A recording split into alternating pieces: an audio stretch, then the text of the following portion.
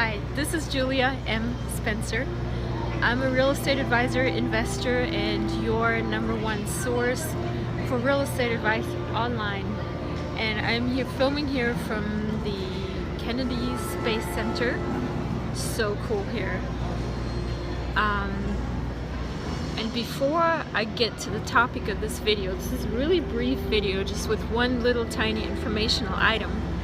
But I love making videos with really cool backgrounds. And this right here is like the bomb. I love this.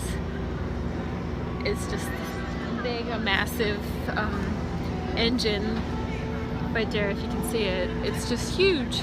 I love it. I'm just so at awe at seeing all those things here. This is like so amazing, so inspiring. But really briefly, this video is just about one really small question that somebody had, and I wanted to answer it. And I try to answer questions wherever I am, and I'm always somewhere away from home. But my particular customer actually asked me if, when I buy tax sale foreclosures or other properties, do I actually set up an LLC, a special separate LLC for each one of those properties? And my answer to that is actually really quick. You can do it however you want to. A lot of investors, what they do, they set up one LLC and they group all their kind investments into that one LLC. So if you have a couple of tax sale foreclosure properties and you clear the title and you're ready to get them, you know, remodeled or flipped or rented, they just put them under one LLC. And sometimes they try to put each house into its own LLC. Either one is really not a problem, but the point is, once you have an LLC, depending on what kind it is, you have to file a separate tax return for each one each year. And that's kind of cumbersome because you have to pay your tax person to file an individual return if you don't do it yourself, or else you got to buy the tax software for each one. So really, it's just a little bit more tedious to have an individual. Sorry for this music here going crazy. And I'm just gonna keep walking. But if you have more than one LLC for each property, the only difficulty you're gonna have is it's just gonna take you longer to file your taxes. It's technically protecting your own personal assets better and to spread it out a little bit. But what I have done, what I have other people see do, is they just have one separate LLC for all their real estate investments.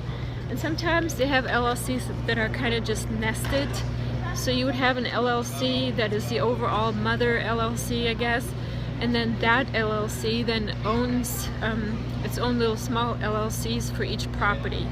So it's kind of like a nested arrangement. So one LLC owns the other ones, and the other ones are each for each individual house.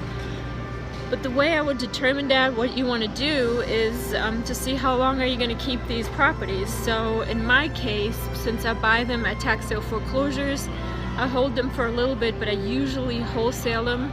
So I don't hold them for very long. It would be not feasible to set up an LLC for each one. I just group them all into one LLC and just keep them moving. So that's kind of my advice. It's kind of like what you're most comfortable with and what you want to do. And I'm back looking at this really cool, awesome stuff here. Lunar landing module up here. So cool. I really love being in this place. So before I let you go though, don't forget to subscribe on my website, juliamspencer.com. It's at the bottom of this video. You can also leave me comments, ask me more questions, and I hope to hear from you investing very, very soon. Or I hope to hear your questions in any case. And have a great day.